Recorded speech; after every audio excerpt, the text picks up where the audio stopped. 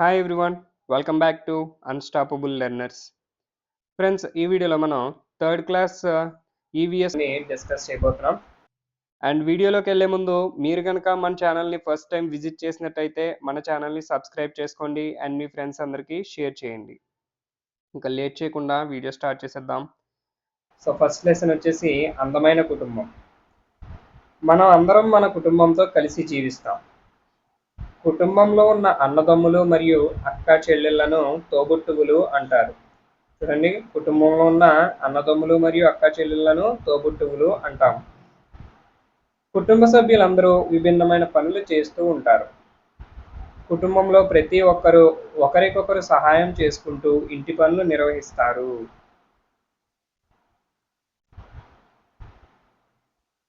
ఇలా పనులు పంచుకోవడం వలన కుటుంబ సభ్యుల మధ్య ప్రేమ, ఆప్యాయతలు అభివృద్ధి చెందుతాయి. గ్రామంలో వివిధ రకాల వృత్తులు చేసేవారు ఉన్నారు. వీరిని వృత్తి పనివాళ్ళు అని అంటాం. సాధారణంగా కుటుంబ సభ్యులు పెద్దల పోలికలతో ఉంటారు.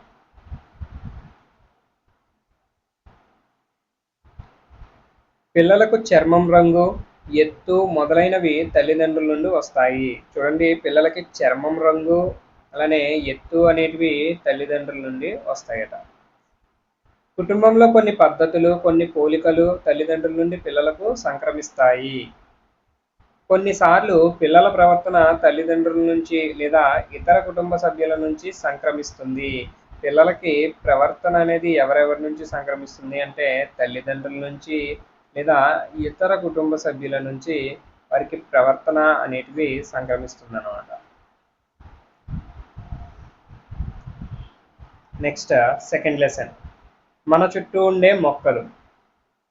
మొక్కకు వేర్లు, కాండం, ఆకులు, పువ్వులు, కాయలు మొదలైన భాగాలు ఉంటాయి. మొక్క యొక్క భాగాలు ఏంటో చూసినట్లయితే వేర్లు, కాండం, ఆకులు, పువ్వులు మరియు కాయలు. వేర్లు నేలకు దిగువన ఉండి మొక్కను నేలలో పట్టి ఉంచుతాయి. వేర్లు మొక్క భాగాలన్నిటిలో ముఖ్యమైనవి. మొక్క యొక్క భాగాలన్నిటిలోని ముఖ్యమైనది ఏంటంటే వేర్లు. నేలలో లవణాలను, నీటిని పీల్చుకుని మొక్క కాండం, ఆకులకు పంపిస్తాయి.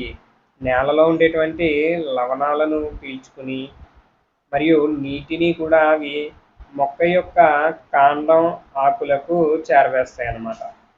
మొక్కకు ఊతం అందించేది కాండం. ఇది వేర్లు పీల్చుకున్న నీటిని, లవణాలను మొక్కలోని భాగాలకు అందిస్తుంది. సో మొక్కకి ఊతం ఇచ్చే భాగం ఏంటి? కాండం. కాండం అనేది మొక్కకి ఊతంగా ఉంటుంది. మరియు అదేవిధంగా వేర్లు పీల్చుకున్నటువంటి నీటిని మరియు లవణాలను ఈ కాండం అనేది మొక్క యొక్క ఇతర భాగాలకు పంపిణీ చేస్తుంది అన్నమాట.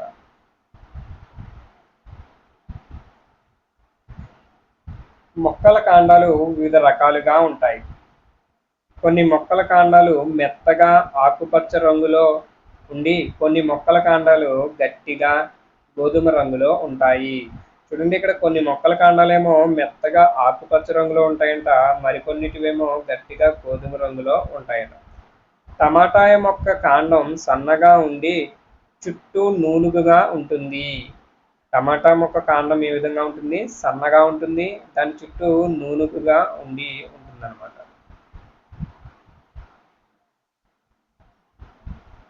మొక్కలు పెరిగే కొద్దీ కాండాలు కూడా బలంగా మారతాయి. బలమైన కాండాన్ని మ్రాను అని పిలుస్తాం. మ్రాను బెరడుతో కప్పి ఉంటుంది. సో మొక్కలు పెరిగే కొద్దీ కాండాలు ఏమవుతాయి? బలంగా మారుతాయి కదా. అలా బలంగా మారినటువంటి కాండాలనే మనం మ్రాను అని పిలుస్తాం. ఈ మ్రాన్ అనేటిది బెరడుతో కప్పబడి ఉంటుంది. పెద్దగా బలంగా ఉన్న మొక్కల్ని చెట్లు అంటారు. చెట్లకు ఉదాహరణలు చూసినట్లయితే మర్రి చెట్టు, చింత చెట్టు. తక్కువ ఎత్తులో పెరుగుతూ గట్టి కాండం కలిగి గుబురుగా పెరిగే మొక్కల్ని పొదలు అంటారు. సో చూడండి, పొదల యొక్క లక్షణాలు ఏంటో చూద్దాం. తక్కువ ఎత్తులో పెరుగుతాయి మరియు గట్టి కాండాన్ని కలిగి గుబురుగా పెరుగుతాయి. వాటిని మనం పొదలు అంటాము. తక్కువ ఎత్తు, గట్టి కాండంతో గుబురుగా ఉండే వాటిని మనం పొదలు అని అంటాం. పొదలకు ఉదాహరణ గులాబీ మొక్క, మందార మొక్క. నెక్స్ట్ వన్, చిన్నవిగా మెత్తగా ఆకుపచ్చ రంగు కాండాలు కలిగి ఉన్న మొక్కలను గుల్మాలు అంటారు. గుల్మాలని వేటిని అంటాము? చిన్నవిగా ఉండి మెత్తగా ఆకుపచ్చ రంగు కాండాలను కలిగి ఉన్న మొక్కలను గుల్మాలు అని అంటాం. గుల్మాలకు ఉదాహరణలు తులసి మొక్క, గోధుమ మొక్క. గుల్మాలకి ఉదాహరణలు చూసినట్లయితే తులసి మొక్క మరియు గోధుమ మొక్క. నెక్స్ట్ వన్, ఏదైనా ఒక ఆధారాన్ని పట్టుకుని పెరిగే మొక్కలని ఎగబ్రాకే మొక్కలు అంటాం. ఎగబ్రాకే మొక్కలకు ఉదాహరణలు ద్రాక్ష మరియు కాకర. నేలపై పాకుతూ పెరిగే మొక్కల్ని పాకే మొక్కలు అంటాము. నేలపై పాకే మొక్కలకు ఉదాహరణలు చూసినట్లయితే పుచ్చకాయ మరియు గుమ్మడికాయ. ఇవి నేలపై పాకుతూ పెరిగే మొక్కలు, అందుకని వీటిని మనం ప్రాకే మొక్కలు అని అంటాం.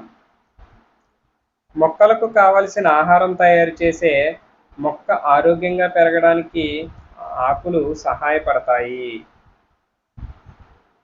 మొక్కలకు కావలసిన ఆహారం తయారు చేసి మొక్క ఆరోగ్యంగా పెరగడానికి ఆకులు సహాయపడతాయి.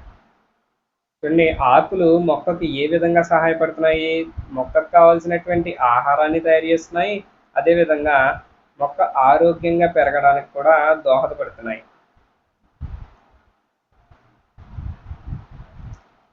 ఆకులు ఆహారాన్ని గాలి, నీరు, సూర్యరశ్మి సహాయంతో తయారు చేసుకుంటాయి. చూడండి, గాలి, నీరు, సూర్యరశ్మి ఈ మూడిటి సహాయంతో ఆకులు ఆహారాన్ని తయారు చేస్తాయి అన్నమాట. ఈ తయారు చేసే ప్రక్రియనే మనం కిరణజన్య సంయోగ క్రియ అని అంటాం. నెక్స్ట్ వన్, ఆకులు మొక్కల యొక్క ఆహార కర్మాగారాలు. మొక్కలకి ఆహార కర్మాగారాలుగా దేన్ని చెప్తామో ఆకులని చెప్తామన్నమాట. ఆకులు వివిధ ఆకారాలు, పరిమాణాలు, రంగులు, వాసనలు కలిగి ఉంటాయి. అరటి చెట్టు ఆకులు చాలా పెద్దవిగా ఉంటాయి. మందార చెట్టు ఆకులు వెడల్పుగా, అంచులు రంపపు ఆకారంలో ఉంటాయి. ఇక్కడ అరటి చెట్టు ఆకులేమో చాలా పెద్దవిగా ఉన్నాయి, అదేవిధంగా మందార చెట్టు ఆకులేమో వెడల్పుగా, అంచులు రంపపు ఆకారంలో కలిగి ఉంటున్నాయి. నెక్స్ట్, బొప్పాయి చెట్టు ఆకులు హస్తం ఆకారంలో ఉంటాయి. అదేవిధంగా కొబ్బరి చెట్టు ఆకులు పొడవుగా ఉంటాయి. కొబ్బరి చెట్టు ఆకులేమో పొడవుగా ఉంటున్నాయి, బొప్పాయి చెట్టు ఆకులు హస్తం ఆకారంలో ఉంటున్నాయి, మందార చెట్టు ఆకులు వెడల్పుగా, అంచులు రంపపు ఆకారంలో ఉంటాయి. అండ్ అరటి చెట్టు ఆకులు చాలా పెద్దవిగా ఉంటాయి.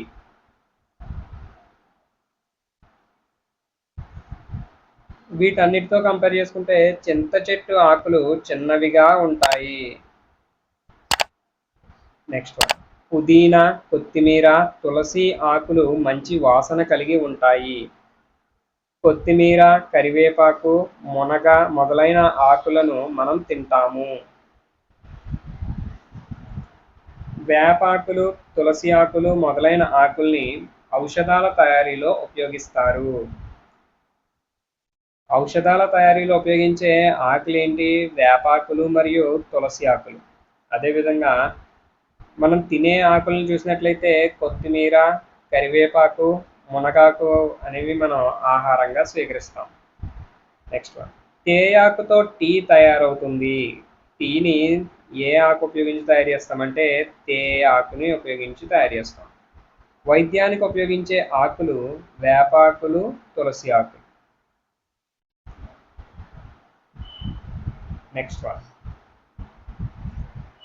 విస్తర్లు, పాత్రలు తయారీలో ఉపయోగించే ఆకులు అరటి ఆకులు, మర్రి చెట్టు ఆకులు, సాల్ చెట్టు ఆకులు. ఈ మూడింటిని విస్తర్లు, పాత్రలు తయారు చేయడంలో ఉపయోగిస్తామన్నమాట. ఏంటవి? అరటి ఆకులు, మర్రి చెట్టు ఆకులు, సాల్ చెట్టు ఆకులు. నెక్స్ట్ వన్, మనం విడిచిన గాలిలోని కార్బన్ డైఆక్సైడ్ను మొక్కలు పీల్చుకొని మనకు ఆక్సిజన్ ఇస్తాయి.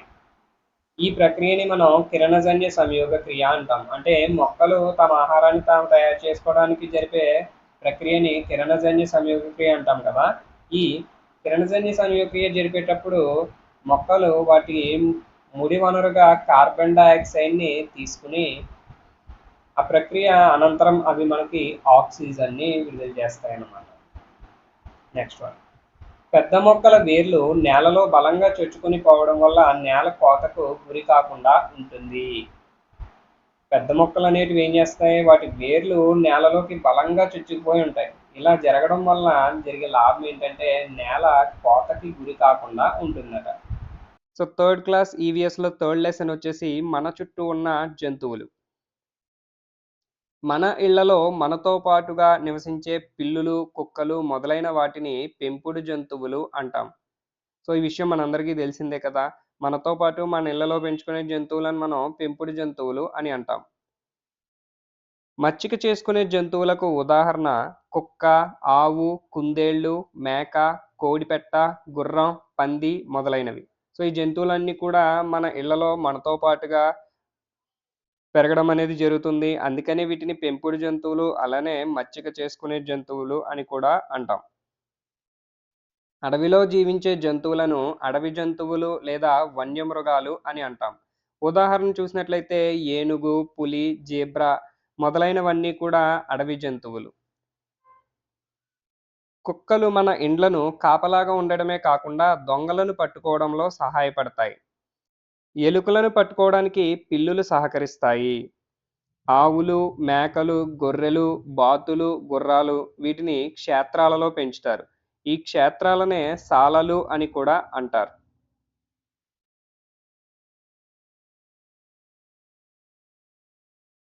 వ్యవసాయ పనుల్లో సహాయపడే జంతువులను చూసినట్లయితే ఎద్దులు మరియు దున్నలు ఇవి వ్యవసాయ పనుల్లో సహాయపడతాయి. బరువులు మోసేవి గుర్రాలు, గాడిదలు. ఇవి బరువులు మోయడంలో సహాయపడతాయన్నమాట. ఆవు, కుక్క, పిల్లి, కోడి మొదలైనవి నేలపై నివసించే జంతువులు. ఇలా నేలపై నివసించే జీవులను మనం భూచర జీవులు అని అంటాం. జంతువులు ఏవైతే కేవలం భూమి మీద మాత్రమే జీవించగలవో వాటిని భూచర జీవులు అని అంటాం. కాకి, పిచ్చుక, గుడ్లగూబ, కోతి, మిడత మొదలైనవి చెట్ల మీద నివసిస్తాయి. నీటిలో నివసించే జంతువులను జలచర జీవులు అని అంటాం. నేల మీద నివసించే వాటినేమో భూచర జీవులు అంటాము. నీటిలో నివసించే వాటిని జలచర జీవులు అని అంటాం. జలచర జీవులకు శరీరం పడవ ఆకారంలో ఉండి వాజాలు, మొప్పలు, తోక ఇవి నీటిలో నివసించడానికి సహాయపడే విధంగా ఉంటాయన్నమాట. మనం జలచర జీవుల యొక్క శరీరాన్ని గమనించినట్లయితే వాటి శరీర ఆకారం విధంగా ఉంటుందంటే పడవ ఆకారంలో ఉంటుంది. వాటికి వాజాలు మరియు మొప్పలు అండ్ అలానే తోక కూడా అవి నీటిలో నివసించడానికి, నీటిలో ఈదడానికి అనుకూలమైన విధంగా ఉంటాయన్నమాట. చేపలు నీటిలో నివసిస్తాయి. చేపలను జలచర జీవులు అని అంటాం. కుందేళ్ళు బొరియల్లో నివసిస్తాయి. చూడండి కుందేళ్ళు ఎక్కడ నివసిస్తాయంటే బొరియల్లో నివసిస్తాయి. నేల మీద, నీటిలోనూ నివసించే జంతువులను ఉభయచర జీవులు అని అంటాం. నేల మీద నివసించగలవు, ఇవి నీటిలో కూడా నివసించగలవన్నమాట. అటువంటి జీవులను మనం ఉభయచర జీవులు అంటాం. ఇక్కడ మనం చూసినట్లయితే కేవలం భూమి మీద నివసించే వాటిలనేమో భూచర జీవులు అంటున్నాము. అలానే కేవలం నీటిలో జీవించగలిగే వాటిని జలచర జీవులు అంటున్నాము. భూమి మీద మరియు నీటిలోని కూడా నివసించగలిగే జీవులను ఉభయచర జీవులు అని అంటున్నామన్నమాట. ఉభయచర జీవులకు తేమగా ఉండే చర్మం మరియు వేళ్ల మధ్య చర్మం, బలమైన వెనుక కాళ్ళు నేల మీద, నీటిలోనూ నివసించడానికి సహాయపడతాయి. సింహం నివసించే ప్రదేశం చూసినట్లయితే అది గృహలో నివసిస్తుంది. పక్షులు నివసించే ప్రదేశం వచ్చేసి గూడు. పక్షులు గూళ్ళు కట్టుకుని అందులో నివసిస్తాయన్నమాట. తర్వాత పాములు, ఎలుకలు కలుగుల్లో నివసిస్తూ ఉంటాయి.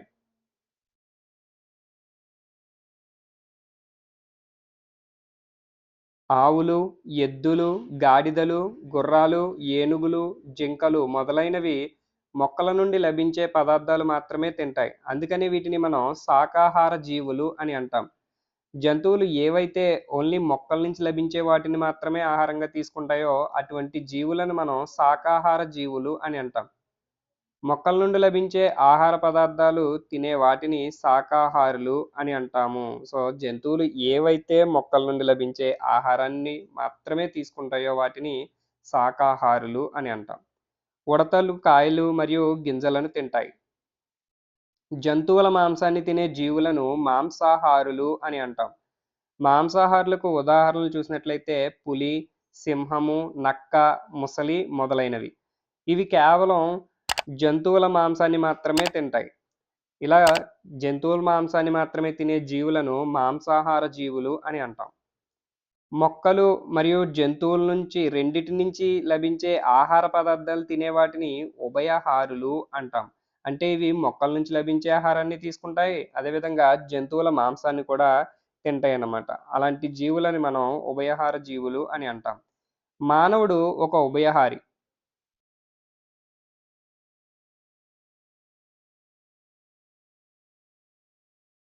ఉభయహారులకు ఉదాహరణలు చూసినట్లయితే ఎలుగుబంటి, కాకులు, కోతులు, కుక్కలు మొదలైనవి. ఇవన్నీ కూడా ఉభయహార జీవులనమాట. అంటే ఇవి మొక్కల నుంచి లభించే ఆహారాన్ని తింటాయి. అదేవిధంగా జీవుల మాంసాన్ని కూడా తింటాయన్నమాట. సీతాకోకచిలుక, తేనెటీగ పుష్పాల్లో మకరందాన్ని పీల్చుకుంటాయి. సహజ పారిశుద్ధ్య కార్మికులని వేటిని అంటామంటే రాబందులు, కాకులు, నక్కలు వీటిని మనం సహజ పారిశుద్ధ్య కార్మికులు అంటాం. అంటే ఇవి చనిపోయిన, కుళ్ళినటువంటి జంతు శరీరాల్ని, కళేబరాల్ని తిని మనకి శుభ్రంగా ఉండేటట్టు చేస్తున్నాయి కాబట్టి వీటిని మనం ఏమని పిలుస్తామంటే సహజ పారిశుద్ధ్య కార్మికులు అని పిలుస్తాం. రాబందులు, కాకులు, నక్కలు కుళ్ళిపోయిన జంతు కళేబరాలను తింటాయన్నమాట.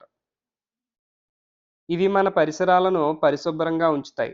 పరిశుభ్రపరిచే తోటీలు అని కూడా వీటిని పిలుస్తామన్నమాట. జంతువులు ఇతరులని హెచ్చరించడానికి తమ నివాస ప్రాంతాల్లోకి రాకుండా ఉండడానికి ధ్వనులు చేస్తాయి. అరుస్తాయన్నమాట ఇవి. జంతువులు ఇతరులని హెచ్చరించడానికి అంటే వాటి నివాస ప్రాంతాల్లోకి ఎవరు రాకుండా ఉండడానికి ఏం చేస్తాయి అవి విచిత్రమైన ధ్వనులను చేస్తూ అరుస్తూ ఉంటాయన్నమాట. రాత్రిపూట కీచురాయి ఆపకుండా ధ్వని చేస్తూనే ఉంటుంది. కుక్క మొరగడం ద్వారా తన భావాలను తెలుపుతుంది.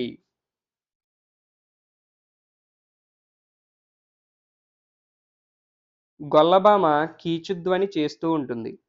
గుర్రం సకిలిస్తుంది. పంది గుర్రుమని శబ్దం చేస్తుంది.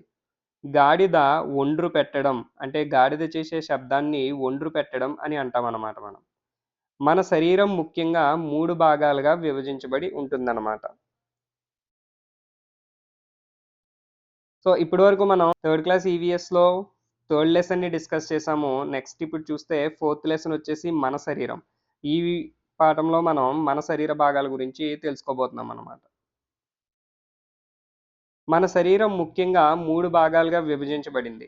ఒకటి తల, మొండెం, కాళ్ళు, చేతులు. ఇలా ఈ విధంగా మన శరీరం అనేది 3 భాగాలుగా విభజించబడిందనమాట. అవేంటి చూసినట్లయితే తల, మొండెము మరియు కాళ్ళు, చేతులు. మెడ తలను మిగతా భాగాలతో కలుపుతుంది. అటూ ఇటూ కదలడానికి మెడ సహాయపడుతుంది. చల్లదనం, వెచ్చదనం, మృదుత్వం, గరుకు వంటి పరీక్షలను గుర్తించుటకు చర్మం సహాయపడుతుంది. మంచి స్పర్శకు ఉదాహరణ భద్రత కలిగించే స్పర్శ. అమ్మ కౌగిలింత, నాన్న మనల్ని చెయ్యి పట్టుకుని నడిపించే విధానం, తండ్రి తల నిమరడం, భుజాలపై చెయ్యి వేయడం, స్నేహితుడి కరచాలనం. ఇవన్నీ కూడా మనకి మంచి స్పర్శలోకొస్తుంది. అదేవిధంగా చెడు స్పర్శలకు ఉదాహరణలు చూసినట్లయితే, మనకు దుఃఖం కలిగించేవన్నీ కూడా మనకి చెడు స్పర్శలనమాట. అవి భయం కలిగిస్తాయి. కోపం అండ్ ఆందోళన కలిగించే స్పర్శలు. అవేంటో చూసినట్లయితే రహస్య భాగాలను తాకే స్పర్శలను చెడు స్పర్శలు అని అంటాం. ఛాతీ, కాళ్ళ మధ్య, పిరుదులు మొదలైన కొన్ని శరీర భాగాలు ఎవరూ చూడకూడనివి, తాకకూడనివి కనుక వీటిని రహస్య భాగాలు అని అంటాం.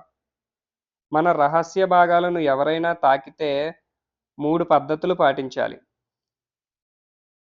సో, ఈ రహస్య భాగాలను తాకితే మనం ఏమని చెప్పుకుంటున్నాం? చెడు స్పర్శ అని చెప్పుకుంటున్నాం గదా! అలా ఎవరైనా మన రహస్య భాగాలను తాకితే మనం ఈ 3 పద్ధతులు పాటించాలట. అవేంటి? మొదటగా వద్దు అని గట్టిగా అరవాలి. తర్వాత అక్కడి నుండి దూరంగా పారిపోవాలి. తర్వాత మీకు నమ్మకమైన వ్యక్తికి ఆ విషయాన్ని తెలియచేయాలన్నమాట. అమ్మకు లేదా తరగతి ఉపాధ్యాయునికి తెలియజేయాలి.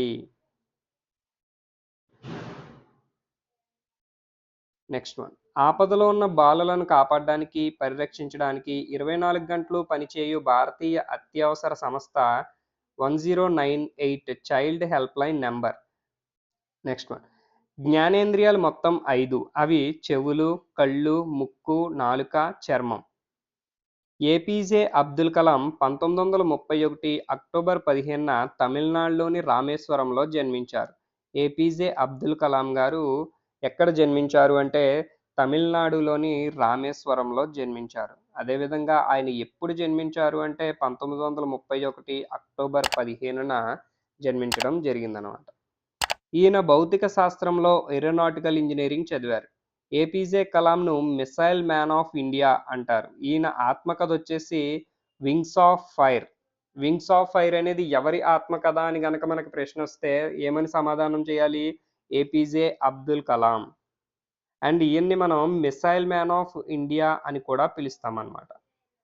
Next one. APJ Kalam Bharat Ratna, Padma Bhushan పురస్కారాలను పొందారనమాట. భారతరత్న పొందారు, అదేవిధంగా పద్మభూషణ్ కూడా ఈయన పొందడం జరిగింది. అబ్దుల్ కలాం 2002 నుంచి 2007 వరకు భారతదేశానికి 11వ రాష్ట్రపతిగా పనిచేశారు. మనకు లభించే ఆహార పదార్థాలను బట్టే మన ఆహారపు అలవాట్లు అనేవి ఉంటాయన్నమాట. ఆహారం మనకు శక్తినిస్తుంది. చిన్నపిల్లలకు దంతాలు ఉండవు కాబట్టి వారికి పాలు లేదా మెత్తని ఆహారాన్ని ఇస్తామన్నమాట. సో వాళ్ళకి దంతాలనేవి ఉండవు కాబట్టి వాళ్ళకి ఏం చేస్తాం? పాలు గాని లేదంటే ఏదైనా ఆహారాన్ని ఇస్తే దాన్ని మెత్తగా చేసిన తర్వాతే వాళ్ళకి తినిపించడం అనేది జరుగుతుంది. అన్నం మన ఆహారంలో ప్రధానమైనది. ఇది వరి నుండి లభిస్తుంది. చెరుకు నుండి చక్కెర మరియు బెల్లం లభిస్తాయి. ప్రకృతిలో మనకి ప్రసాదించబడిన మొక్కలలో పోషక విలువలు ఎక్కువగా ఉన్న భాగం ఆకులు. అరటి, కాలీఫ్లవర్ వంటి పుష్పాలను మనం ఆహారంగా తీసుకుంటాం. క్యాబేజీ అనునది ఒక పుష్పం. క్యాబేజీ అనేది ఏంటంటే ఒక పుష్పం అనమాట. దాన్ని మనం ఆహారంగా తీసుకుంటాం. అంటే మనం ఆహారంగా తీసుకునే పుష్పం ఏది అని గనక మనకి ప్రశ్న వచ్చినట్లయితే దానికి సమాధానంగా మనం క్యాబేజీని ఎంచుకోవాలన్నమాట.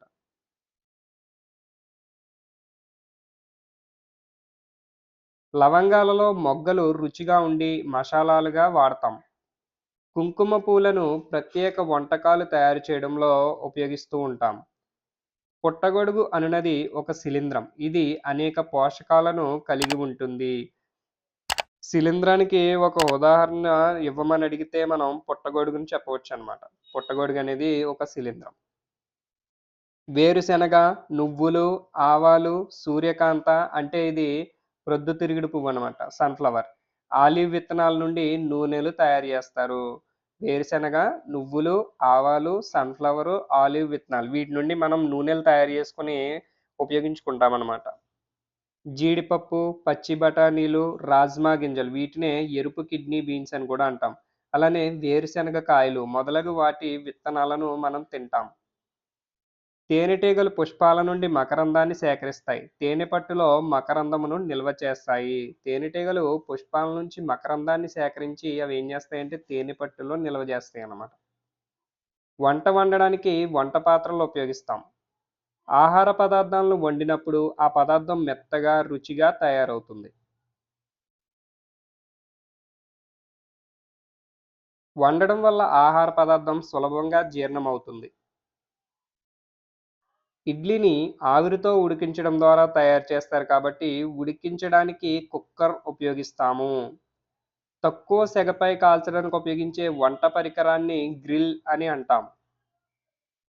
అప్పడాలు నూనెలో వేయిస్తారు. వేయించడానికి నూనె ఉపయోగపడుతుంది. జంతువుల నుండి పాలు, మాంసం లభిస్తాయి. పక్షుల నుంచి గుడ్లు, మాంసం లభిస్తాయి. జంతువుల నుంచి పాలు మరియు మాంసం లభిస్తే పక్షుల నుంచి గుడ్లు మరియు మాంసం లభిస్తాయన్నమాట. నెక్స్ట్ లెసన్ చూసినట్లయితే థర్డ్ క్లాస్ ఈవీఎస్‌లో 6th లెసన్ వచ్చేసి నీరు ప్రకృతి వరం.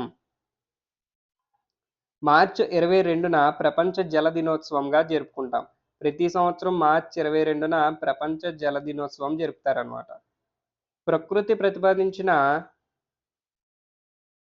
ప్రకృతి ప్రసాదించిన ఒక వరం నీరు.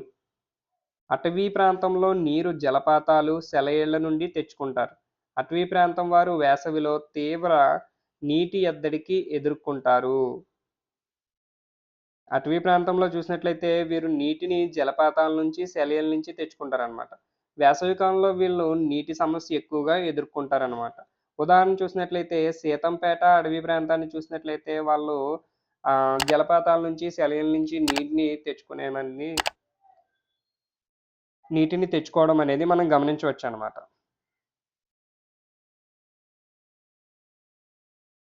నీరు దొరికే సహజ వనరులు సముద్రాలు, నదులు, సరస్సులు, ప్రవాహాలు, చెరువులు, చెలమలు. ఇవి మనకి నీరు సహజంగా దొరికే వనరులనమాట. అలానే మానవ నిర్మిత నీరు లభించే ప్రాంతాలను చూసినట్లయితే ఆనకట్టలు, కాలువలు, గొట్టపు బావులు, చేతి పంపులు ఇయన్నీ కూడా మానవులచే నిర్మించబడిన నీరు లభించే ప్రాంతాలనమాట. భూభాగంలో మూడవ వంతు నీటితో నిండి ఉంది. మొత్తం 4 వంతులుగా చూసినట్లయితే అందులో మూడవ వంతనేది నీటితో నిండి ఉందన్నమాట. అదేవిధంగా మనం కేవలం 3 వంతులుగానే చూస్తే వాటిలో 2 వంతులనేది నీటితో నిండి ఉంటుంది. సో, భూభాగంలో 2/3 వంతు గాని లేదా 3/4 వంతు గాని నీటితో నిండి ఉంటుందన్నమాట. ఆంధ్రప్రదేశ్ ప్రభుత్వం వారు పాఠశాలలో కొత్తగా నీటి గంటను ఏర్పాటు చేశారు. విద్యార్థులకు నిర్జలీకరణకు గురి కాకుండా ఆరోగ్యంగా ఉండడానికి ఈ నీటి గంట విధానం ఏర్పాటు చేశారు. ఇక్కడ నిర్జలీకరణకు అంటే పిల్లలు రెగ్యులర్‌గా వాటర్ తాగకపోతే వాళ్ళు డీహైడ్రేషన్‌కి గురయ్యే అవకాశం ఉందని చెప్పేసి రాష్ట్ర ప్రభుత్వం ఏమని నిర్ణయం తీసుకుందంటే పాఠశాలల్లో నీటి గంటని ప్రవేశపెట్టాలి. అంటే వాళ్ళకి ఒక రోజులో 3 సార్లు ఈ నీటి గంట అనేది మ్రోగే విధంగా ప్లాన్ చేశారనమాట. ఇలా నీటి గంట ఇవ్వడం వల్ల వాళ్ళు తరచూ నీరు తీసుకోవడం వల్ల డీహైడ్రేషన్‌కి లోను కాకుండా ఉంటారనేది ఈ నీటి గంట కార్యక్రమం యొక్క ముఖ్య ఉద్దేశ్యం అన్నమాట. వాటర్ బాటిల్ వాడేవారు వాటిని తప్పనిసరిగా ఉప్పు నీటితో శుభ్రపరచాలి. రొయ్యల పెంపకం మరియు చేపల పెంపకాన్ని మనం మత్స్యవర్ధనం అని అంటాం. థర్డ్ క్లాస్ ఈవీఎస్‌లో సెవెంత్ లెసన్ వచ్చేసి మన ఇల్లు. మనం కట్టుకునే ఇల్లు ప్రధానంగా 4 అంశాలపై ఆధారపడి ఉంటుంది.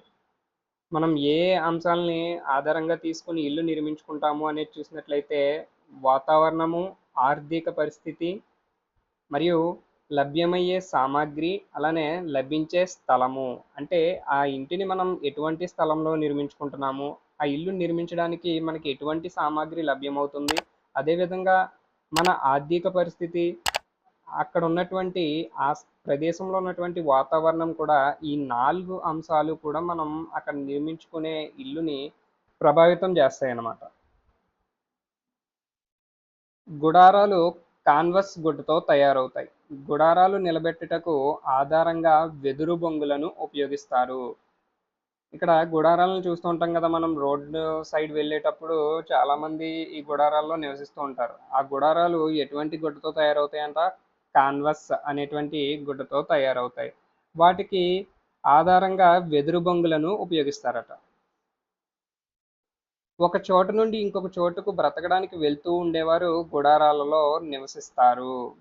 సో, ఎక్కడ పని దొరికితే అక్కడికి వెళ్ళేటువంటి వారు ఏం చేస్తారు? అక్కడ తాత్కాలికంగా నివాసం ఏర్పరచుకోవాలి కదా! అలాంటి నివాసాలే ఈ గుడారాలనమాట. ఈ గుడారాల్ని ఎటువంటి గుడ్డతో వాళ్ళు ఏర్పరచుకుంటారు అంటే కాన్వాస్ గుడ్డతో ఏర్పరచుకుంటారనమాట.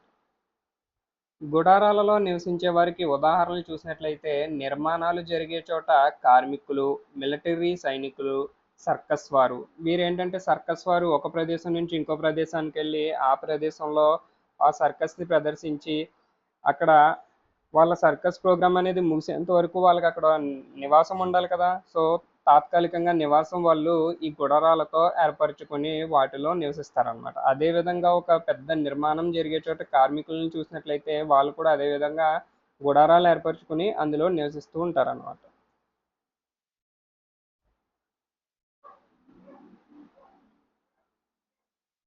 చక్రములు, టైర్లతో నిర్మించబడి ఒక చోట నుండి మరొక చోటుకి నడపడానికి వీలుగా ఉండే నివాసం క్యారవాన్. సినిమా నటులు దీన్ని ఎక్కువగా ఉపయోగిస్తూ ఉంటారు.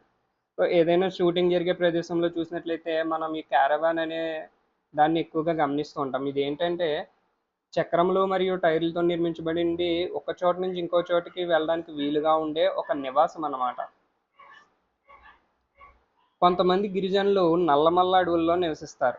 అడవి నుండి లభించే తేనె, కుంకుడుకాయలు, చింతపండు వంటి వాటిని అమ్ముకుని బియ్యం, కూరగాయలు తెచ్చుకుని జీవిస్తారు. ఏ ఇల్లులు అయితే ఒక చోటు నుండి మరో చోటుకి మార్చడానికి వీలుగా ఉంటాయో వాటిని తాత్కాలిక నివాసాలు అని అంటారు. సో ఏ గృహాలైతే ఒక చోటు నుంచి ఇంకో చోటకి మార్చుకోవడానికి వీలుగా ఉంటాయో వాటిని మనం ఏమని పిలుస్తామట? తాత్కాలిక నివాసాలు అని పిలుస్తామట. ఒక చోటు నుంచి మరో చోటకు మార్చడానికి వీలు లేని వాటిని శాశ్వత నివాసాలు అని అంటాము. సో అవి మార్చడానికి ఎటువంటి అవకాశం ఉండదన్నమాట. అవి ఒక దిక్కున నిర్మించామంటే ఇంకా ఖచ్చితంగా అవి అక్కడే ఉంటాయి. అలాంటి నివాసాలని మనం శాశ్వత నివాసాలు అని అంటాం. ఇల్లులు 2 రకాలుగా విభజించబడి ఉంటాయి. అవి కచ్చా ఇళ్ళు మరియు పక్కా ఇళ్ళు.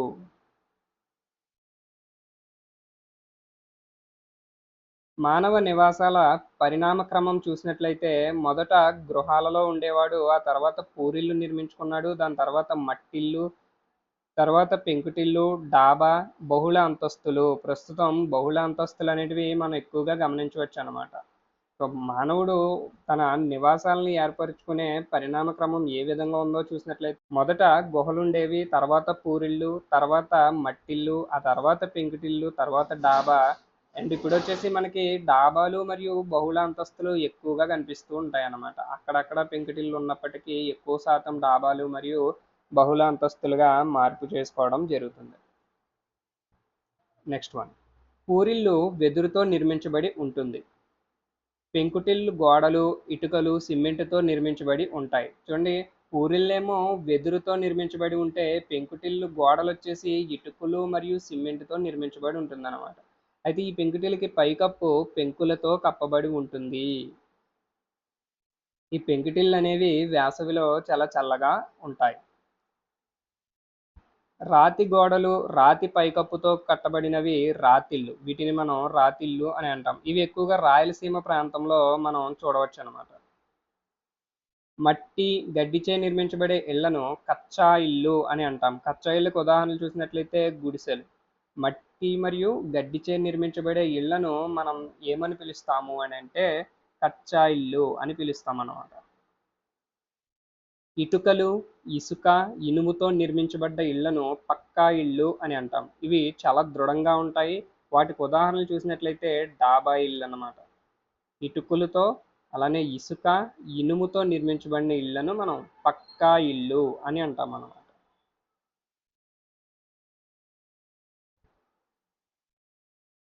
ఇంటికి ఉండే పైభాగాన్ని పైకప్పు అని అంటాం. ఈ పైకప్పులు లోహపు రేకులు, కాంక్రీటు కప్పు లేదా గడ్డి ఆకులతో కప్పబడిన పైకప్పు మొదలైన రకాలుగా ఉంటాయి. నెక్స్ట్ వన్, కొన్ని ఇళ్లకు పైకప్పు ఏటవాలుగా ఉంటుంది. జంతువులకు కూడా నివాసాలు ఉంటాయి. నివాసాలు జంతువులను ఎండ, వాన, చలి మరియు శత్రువుల నుండి రక్షిస్తాయి. కొన్ని జంతువులు తమ నివాసాలను తామే నిర్మించుకుంటాయి. చూడండి, కొన్ని జంతువులు తమ నివాసాలను తామే నిర్మించుకుంటాయట. అయితే వాటికి నివాసాలు ఎందుకు? వాటిని ఎండ నుంచి, వాన నుంచి, చలి నుంచి మరియు శత్రువుల నుంచి రక్షించడానికి ఈ నివాసాలు అనేటివి ఏర్పరచుకుంటాయి అన్నమాట జంతువులు. క్రూర మృగాలైన సింహము, ఎలుగుబంటి వంటివి అడవులలో, గృహలలో నివసిస్తాయి. అలానే కుందేలు, ఉడత ఇవి బొరియల్లో నివసిస్తాయి. పక్షులేమో గూళ్ళలో నివసిస్తాయి. మనం క్రూర మృగాలు, సింహాలు, ఎలుగుబంటి ఇవన్నీ కూడా అడవుల్లో నివసిస్తే, కుందేలు, ఉడత అనేవి బొరియల్లో నివసిస్తున్నాయి. అదేవిధంగా పక్షులన్నీ కూడా గూళ్ళను నిర్మించుకుని ఆ గూళ్ళలో నివసిస్తాయి అన్నమాట. కోతి చెట్లపైన, కుక్కలు కెనాల్లో, కోళ్ళు బుట్టలలోని, పాములు పుట్టలలోని, పందులు గొర్రెలు దొడ్డిలోని, గుర్రం సాలలోని. ఇవి ఈ జంతువుల యొక్క నివాసాలు అన్నమాట. వాటికి ఉన్నటువంటి పేర్లను చూసినట్లయితే కుక్కల యొక్క నివాసాన్ని మనం కెనాల్ అని అంటాము. అదేవిధంగా కోళ్ళని మనం బుట్టలలో పెట్టి పెంచుతాం కదా, వీటిని తీగల గది అని కూడా అంటున్నారు అన్నమాట. పాములు వచ్చేసి పుట్టల్లో ఉంటాయి. అదేవిధంగా పందులు మరియు గొర్రెలని మనం దొడ్డులు నిర్మించి ఆ దొడ్లలో పెంచడం జరుగుతుంది. ఇక గుర్రాలను చూసినట్లయితే గుర్రాల సాలలో ఉంచి పెంచుతారన్నమాట. నెక్స్ట్ వన్, చేపలు, తిమింగలాలు వంటి జీవులు నీటిలో నివసిస్తాయి.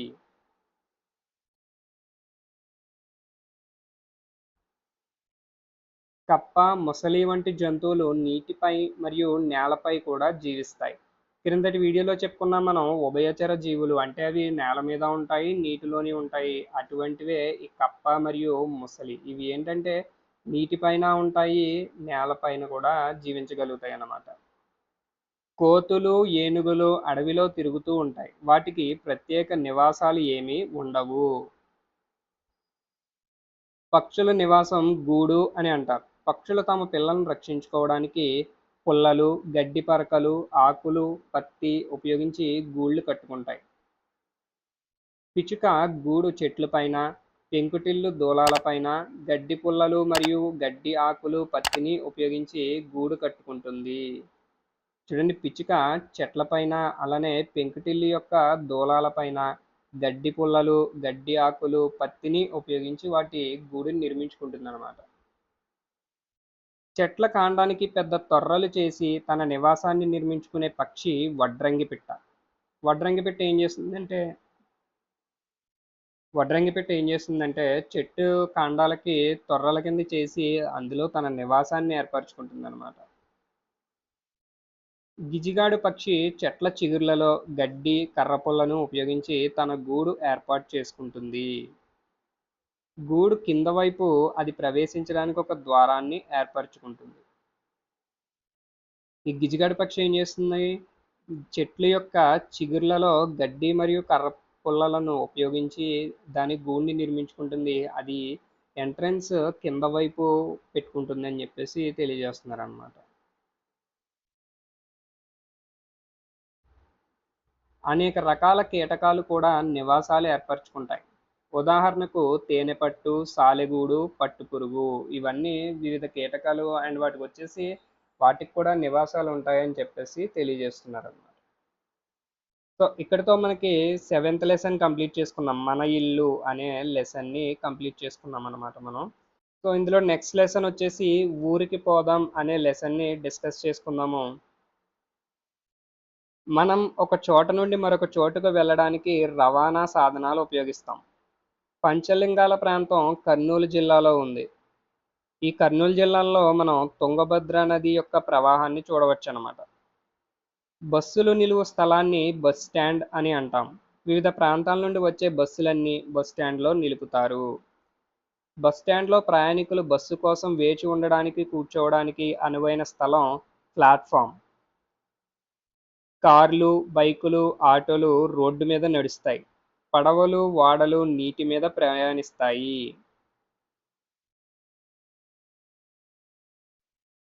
కార్లు, బైకులు, ఆటోలు చూసినట్లయితే అవి రోడ్డు మీద నడుస్తాయి. పడవలు, ఓడలు వచ్చేసి నీటి మీద ప్రయాణిస్తాయి. అండ్ విమానాలు, హెలికాప్టర్లు చూసినట్లయితే అవి గాలిలో ప్రయాణిస్తాయి అన్నమాట.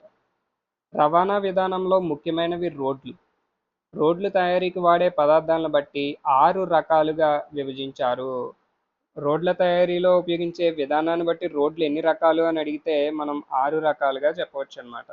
అవి ఏంటో చూసినట్లయితే మట్టి రోడ్లు, గ్రావెల్ రోడ్లు, ఎర్రమట్టి రోడ్లు, గ్రానైట్ రోడ్లు, తారు రోడ్లు, కాంక్రీట్ రోడ్లు. ఇలా ఈ 6 రకాల రోడ్లు అనేటివి అవి తయారు చేసే విధానాన్ని బట్టి 6 రకాలుగా చెప్పవచ్చు అన్నమాట.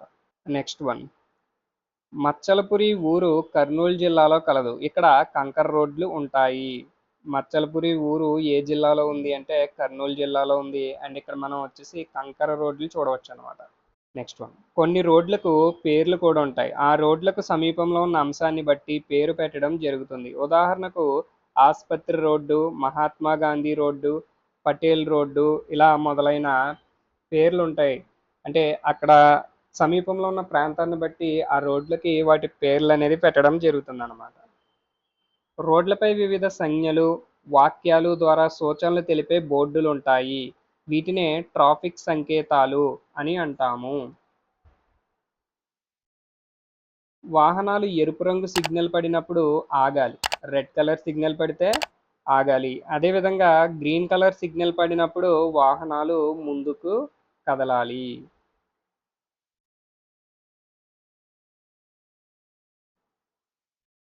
వాహనాలు నడిపే వ్యక్తులు ఎవరిని ఏమేమి అంటామో చూసినట్లయితే బస్సు నడిపే వాడిని డ్రైవర్ అంటాము, పడవ నడిపే వారిని నావికుడు అంటాము, విమానం నడిపే వాళ్ళని పైలట్ అంటాము. అదేవిధంగా రైలు నడిపే వాళ్ళని లోకో పైలట్ అని అంటాము.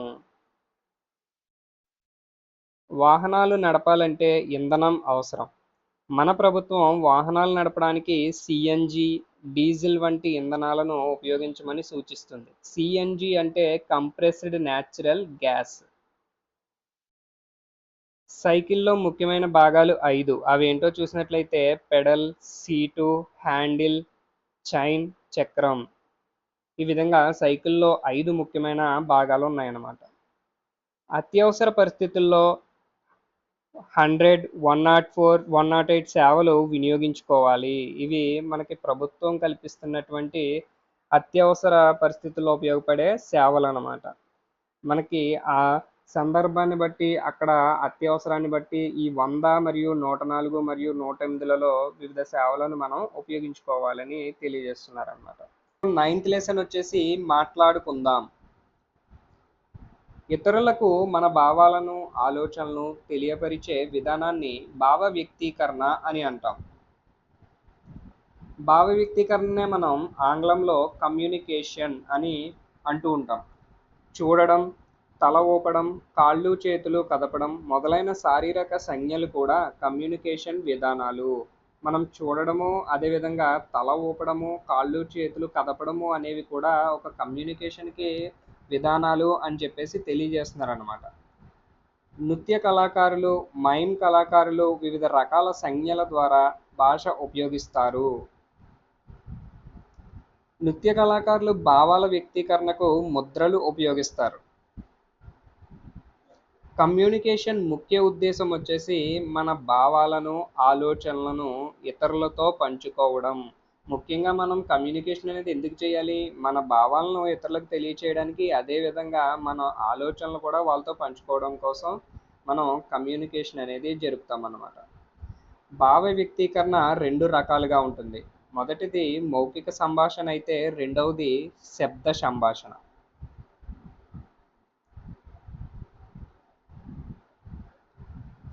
మౌఖిక సంభాషణలో వ్యక్తులు ఒకరికొకరు ఫోన్ ద్వారా కానీ పరస్పరం కానీ మాట్లాడుకుంటారు.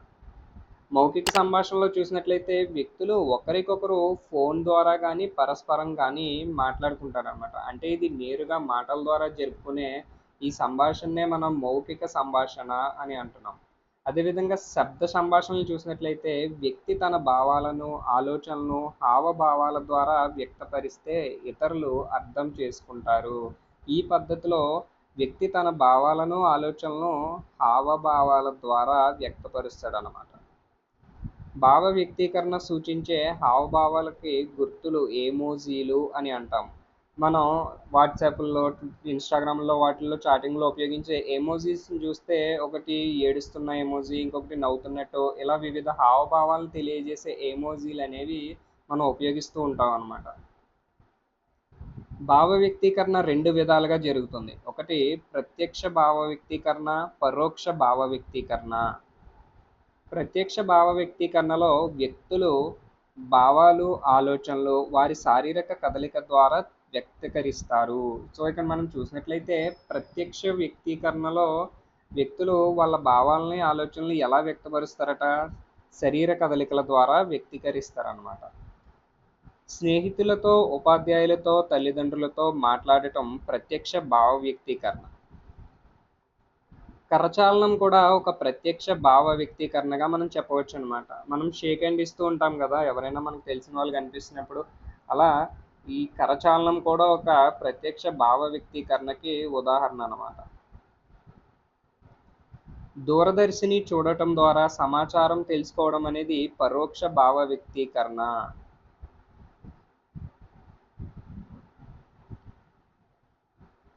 పరోక్ష భావ వ్యక్తీకరణకు ఉదాహరణలు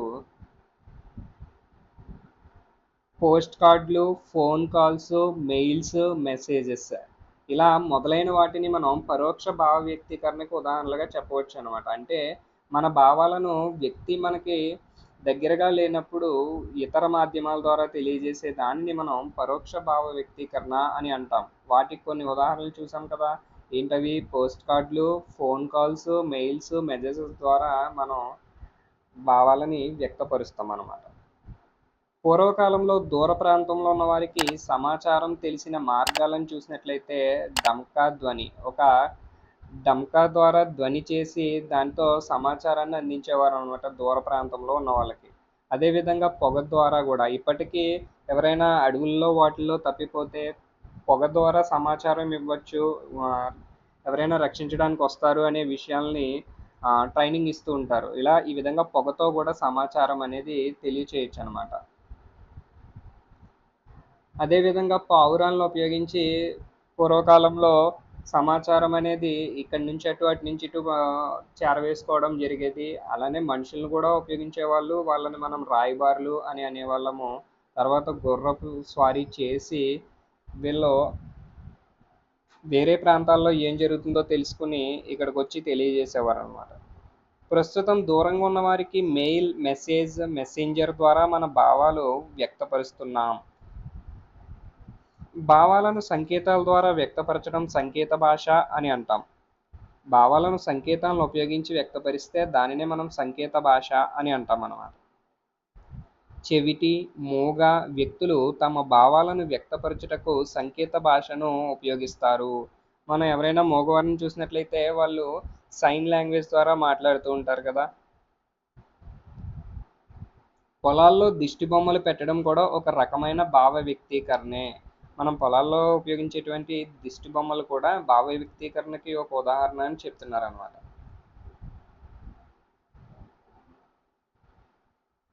వివిధ జంతువులు వివిధ పద్ధతుల ద్వారా భావ వ్యక్తీకరణ చేస్తాయి. దృశ్య భావ వ్యక్తీకరణలకి చూసినట్లయితే ఇది భావ వ్యక్తీకరణలో దృశ్యం ద్వారా అంటే కనిపించే విధంగా మనం కళ్ళతో చూసే విధంగా భావాన్ని వ్యక్తపరిస్తే దానిని దృశ్య భావ వ్యక్తీకరణ అని అంటాం. అంటే తాబేలు, నత్తలు బెదిరింపులకు గురైనప్పుడు రక్షణ కోసం వాటి తలను ముడుచుకుంటాయి. కుక్కలు సంతోషంగా ఉన్నప్పుడు వాటి తోక ఊపుతాయి. వాగల్ డ్యాన్స్ అనేది తేనెటీగల్లో ఒక రకమైన దృశ్య భావ వ్యక్తీకరణ. కూలి తేనెటీగలు ఆహారం యొక్క సమాచారాన్ని నాట్యం ద్వారా తెలియపరుస్తాయి. ఇవన్నీ కూడా దృశ్య భావ వ్యక్తీకరణకి ఉదాహరణలుగా చెప్పవచ్చు అన్నమాట. నత్తలు, తాబేళ్ళు వాటి రక్షణ కోసం తలను లోపలికి దాచుకోవడము, అదేవిధంగా కుక్కలు సంతోషంగా ఉన్నప్పుడు తోకను ఊపుతూ ఉండడము, అదేవిధంగా తేనెటీగల్లో వాగల్ డ్యాన్స్ అనేది కూడా మనం దృశ్య భావ వ్యక్తీకరణకి ఉదాహరణలు అన్నమాట. తర్వాత శ్రవణ భావ వ్యక్తీకరణను చూసినట్లయితే ఏనుగులు గేంకారం ద్వారా దూరంగా ఉన్న ఇతర గుంపులతో మాట్లాడతాయి. ఇవి శబ్దం ద్వారా.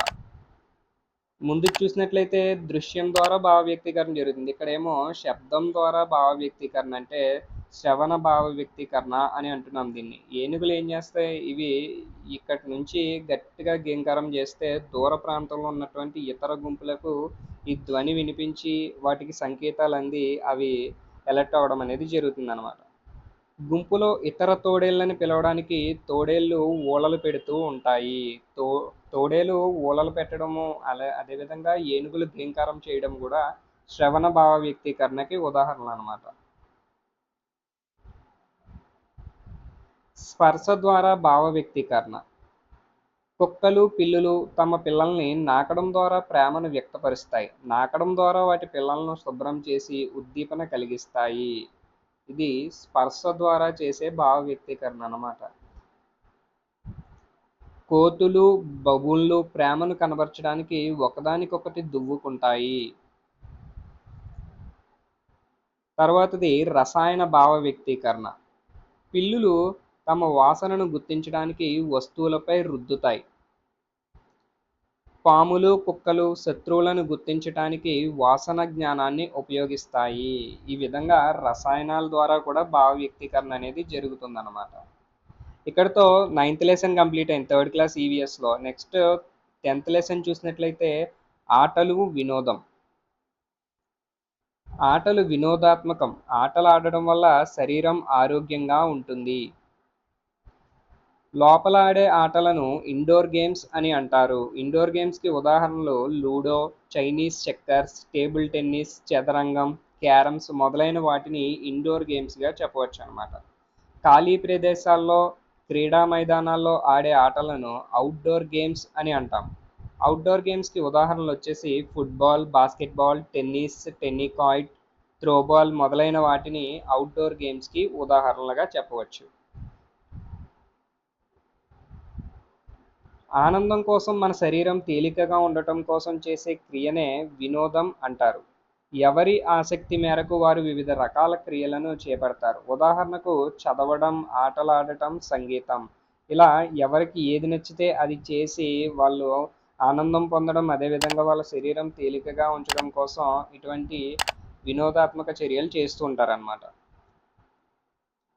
పార్కులు, బీచ్లు కొన్ని వినోదం కలిగించే ప్రదేశాలు. పల్లెల్లో వివిధ రకాలైన ఆటలు ఆడుతారు. వీటినే స్థానిక ఆటలు మరియు ప్రాంతీయ క్రీడలు అని కూడా అంటారు. ఉదాహరణకి ఏడు పెంకులాట, కోతి కొమ్మచ్చి, బొంగరాలాట, పులి మేక, ముక్కు గిల్లెల్లాట, తొక్కుడు బిళ్ళ, నేలాబండ, కర్రా బిళ్ళ ఇలా మొదలైన వాటిని మనం వివిధ ప్రాంతాలలో ప్రజలు స్థానికంగా ఆడుకునే ఆటలుగా చెప్పుకోవచ్చు అన్నమాట. ఆటలు ఆడేందుకు కొన్ని పరికరాలు అవసరం. వాటిని ఆట సామాగ్రి లేదా క్రీడా పరికరాలు అని అంటామన్నమాట. రింగు ఉపయోగించి టెన్నికాయిట్, తాడును ఉపయోగించి తాడాట ఆడతారు. క్రికెట్ ఆడేందుకు వాడే క్రీడా పరికరాలు బాలు, బ్యాట్, స్టంప్స్. వీటిని ఉపయోగించి క్రికెట్ ఆట అనేది ఆడడం జరుగుతుందన్నమాట. క్రికెట్, టెన్నిస్, వాలీబాల్ మొదలైనవి బాల్తో ఆడతారు. మన జాతీయ క్రీడ చూసినట్లయితే హాకీ అనే క్రీడ మన జాతీయ క్రీడ అన్నమాట. మన రాష్ట్ర క్రీడ వచ్చేసి కబడ్డీ. కబడ్డీ ఆటను చెడుగుడు అని కూడా అంటారు. చెడుగుడు ఆట అన్నా కబడ్డీ అన్నా కూడా ఒకటే అన్నమాట. ఇది మన రాష్ట్ర క్రీడ. క్రీడకు కావలసిన క్రీడాకారులు చూసినట్లయితే ఏ క్రీడకు ఎంతమంది క్రీడాకారులు కావాలో చూసినట్లయితే చదరంగానికి 2 క్రీడాకారులు అవసరం. అదేవిధంగా క్యారమ్స్కి కూడా 2 సరిపోతారు. కబడ్డీ ఆటలో 7 క్రీడాకారులు అనేది ఉండాలన్నమాట. క్రికెట్ ఆటలో ఒక జట్టులో 11 మంది ఉంటారు. ఇది మనందరికీ బాగా తెలిసిన విషయమే. క్రికెట్ ఒక జట్టులో 11 మంది ఆటగాళ్ళు ఉంటారన్నమాట.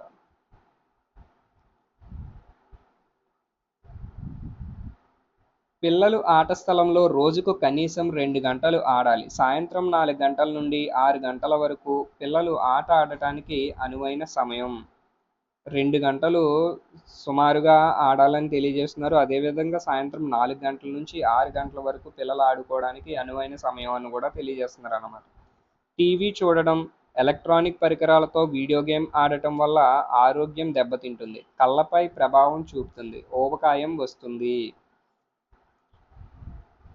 జట్టులో ఉన్న ఆటగాళ్ళు పరస్పరం సహకారంతో ఒకరినొకరు గౌరవించుకోవడం బృంద స్ఫూర్తి అంటారు.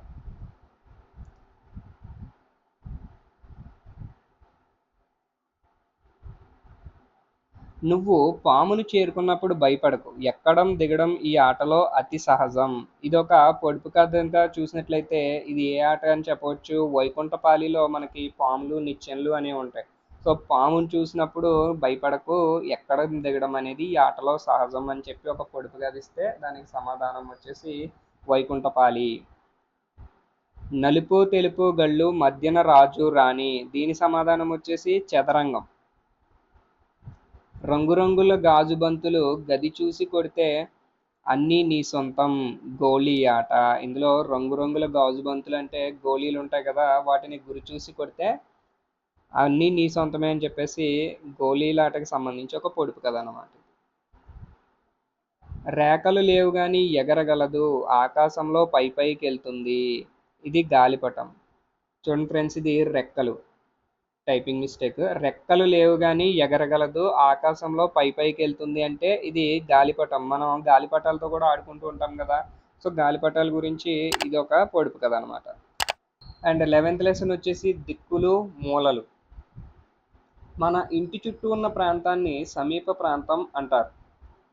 సమీప ప్రాంతాల్లోని ఇళ్లలో నివసించే వారిని ఇరుగు పొరుగు వారు అని అంటాం. సమీప ప్రాంతంలో కొన్ని సౌకర్యాలు మన జీవితాలను చాలా సౌకర్యవంతంగా చేస్తాయి. ముందు, వెనుక, కుడి, ఎడమ అనేవి పక్కలు. దిక్కులు 4: తూర్పు, పడమర, ఉత్తరం, దక్షిణం. అన్ని దిక్కులు స్థిరంగా ఉంటాయి. దిక్కులు ఎల్లప్పుడూ ఉత్తరం నుంచి లెక్కించబడతాయి.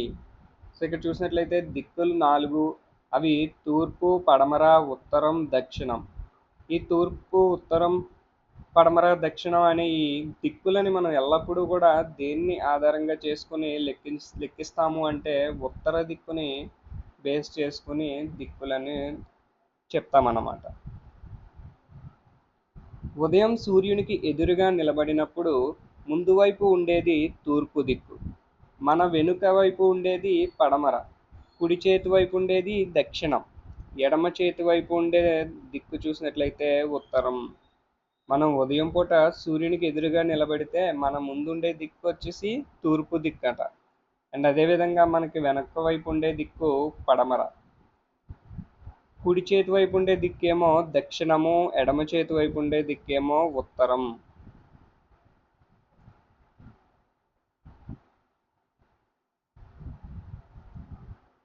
ఒక ప్రాంతం, భవనం లేదా ఊరు యొక్క హద్దులను సరిహద్దులు అంటారు. రెండు దిక్కుల మధ్య ఉన్న ప్రాంతాన్ని మూల అంటారు. తూర్పు, ఉత్తర దిక్కుల మధ్య ఉన్న మూల ఈశాన్యం అని అంటాం. తూర్పుకి, ఉత్తర దిక్కుకి మధ్య ఉన్నటువంటి మూల దిక్కుని ఏమని అంటామంటే ఈశాన్యం అని అంటాం. ఉత్తరం మరియు పడమర దిక్కుల మధ్య ఉన్న మూలను వచ్చేసి వాయువ్యం అని అంటాం. పడమర మరియు దక్షిణ దిక్కుల మధ్య ఉన్న మూలని నైరుతి అని అంటాం. దక్షిణ, తూర్పు దిక్కుల మధ్య ఉన్న మూల ఆగ్నేయము. మనకి ప్రధానంగా 4 దిక్కులుంటే ఆ 4 దిక్కులకి ప్రతి 2 దిక్కుల మధ్య ఒక మూల అనేది ఉంటుందన్నమాట. ఆ విధంగా చూసినట్లయితే తూర్పుకి, ఉత్తర దిక్కులకి మధ్య ఉండే మూల వచ్చేసి ఈశాన్యం. అలానే ఉత్తర దిక్కుకి, పడమర దిక్కుకి మధ్య ఉండే మూల వాయువ్యం.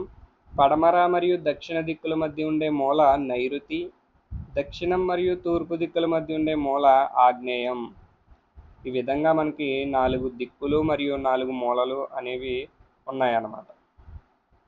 పురాతన కాలంలో నావికులు సూర్యుడు, నక్షత్రాలు, పవనాలు దిశలను బట్టి దిక్కులను కనుగొనేవారు. ప్రస్తుత కాలంలో దిక్సూచి, GPS-లను ఉపయోగించి దిక్కులను తెలుసుకుంటున్నాము. పురాతన కాలంలో నావికులు సూర్యుడిని, నక్షత్రాలని, అలానే పవనాల దిశల్ని బట్టి దిక్కులు తెలుసుకునేవారట. అయితే ప్రస్తుతం మనం దిక్సూచి, GPS-లను ఉపయోగించి దిక్కులను తెలుసుకుంటున్నాము. GPS అంటే global positioning system.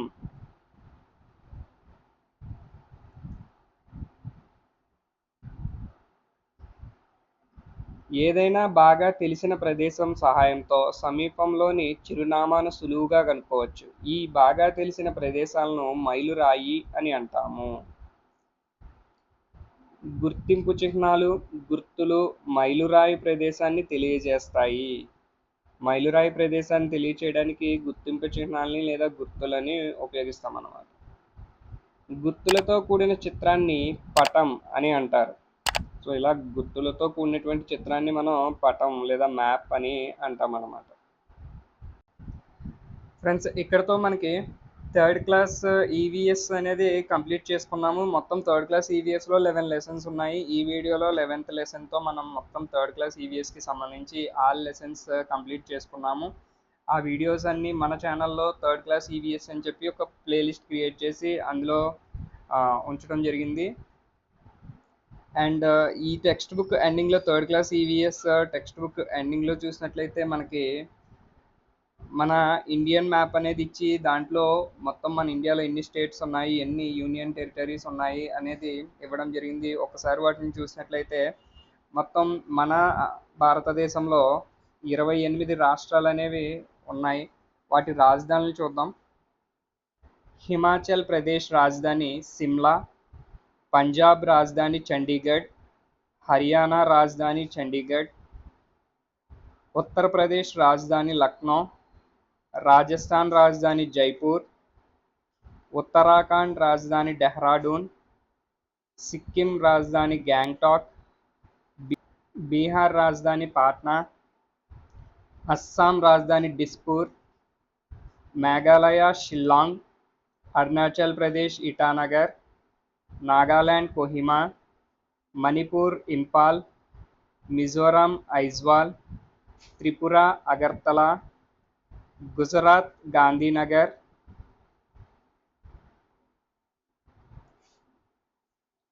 Madhya Pradesh Bhopal, Jharkhand Ranchi, Chhattisgarh Raipur, Maharashtra Mumbai, Goa Panaji, Odisha Bhubaneswar, పశ్చిమ బెంగాల్ కోల్కతా,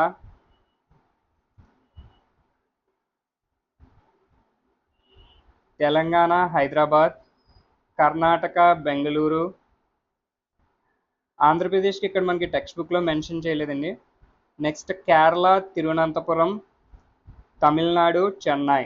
ఇలా మనకి మన భారతదేశంలో మొత్తం 28 రాష్ట్రాలు ఉన్నాయి. 28 రాష్ట్రాల రాజధానులు ఈ వీడియోలో మనం చూసాము. అండ్ అదేవిధంగా 28 రాష్ట్రాలతో పాటు మన భారతదేశంలో మొత్తం 8 కేంద్రపాలిత ప్రాంతాలు అనేవి ఉన్నాయన్నమాట. 8 కేంద్రపాలిత ప్రాంతాలు మరియు వాటి రాజధానుల్ని చూసినట్లయితే జమ్మూ కాశ్మీర్, శ్రీనగర్. ఈ శ్రీనగర్ మరియు జమ్మూ అనేవి జమ్మూ కాశ్మీర్కి రాజధానులు అనమాట. అయితే మే నుండి అక్టోబర్ వరకు వేసవి నెలల్లో శ్రీనగర్ అనేది జమ్మూ కాశ్మీర్కి రాజధానిగా ఉంటుంది. అండ్ నవంబర్ నుంచి ఏప్రిల్ వరకు శీతాకాలం సమయంలో జమ్మూ అనేది జమ్మూ కాశ్మీర్కి రాజధానిగా ఉంటుందన్నమాట. తర్వాత డామన్, దాద్రా నగర్ హవేలీ, సిల్వాసా, లక్షద్వీప్, కవర్తి, పుదుచెర్రి, పాండుచెర్రి, అండమాన్ నికోబార్ దీవులు, పోర్ట్ బ్లేర్, చండీగఢ్కి రాజధాని చండీగఢే, ఢిల్లీకి కూడా రాజధాని ఢిల్లీ. ఈ విధంగా మనకి భారతదేశంలో 28 రాష్ట్రాలు మరియు 8 కేంద్రపాలిత ప్రాంతాలు ఉన్నాయి. వాటి రాజధానులు కూడా చూసాము. ఇక్కడితో మనం 3rd class EVS text book అనేది కంప్లీట్గా డిస్కస్ చేసుకోవడం జరిగింది. సో ఫ్రెండ్స్, ఈ వీడియో కనుక మీకు యూస్ఫుల్గా అనిపించినట్లయితే లైక్ చేయండి అండ్ మీ ఫ్రెండ్స్ అందరికీ షేర్ చేయండి. అండ్ మర్చిపోకుండా మన ఛానల్ని సబ్స్క్రైబ్ చేసుకోండి. Thank you for watching.